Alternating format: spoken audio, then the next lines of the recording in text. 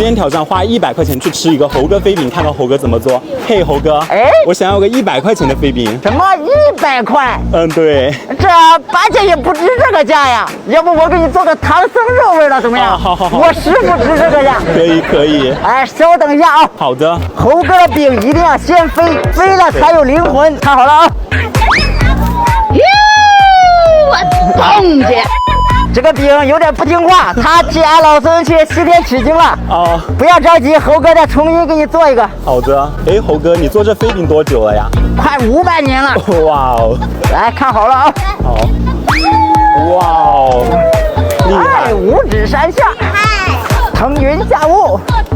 嚯，再给你来个太酷了！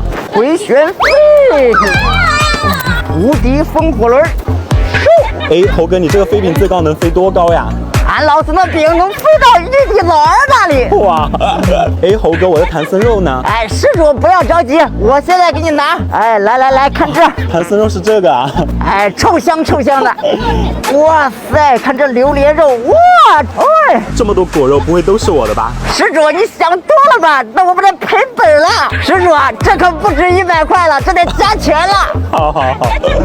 将榴莲果肉弄下。施主，你看这糊，要不咱不浪费了，给8戒吃吧。好，可以。这个加的是糖，我感觉这差点意思呀。要不我再给你加点这个吧，好东西呀。好。这是什么神仙搭配呀？施主，来开始给你煎饼了。飞饼好不好吃，煎的很重要。哦，施主，你的饼出锅了，你看这饼色泽金黄，外酥里嫩，肯定很好吃。总感觉哪里怪怪的，香臭的。施主，你的飞饼好了。好，谢谢猴哥。哇，好香啊！欢迎下次再来。好的。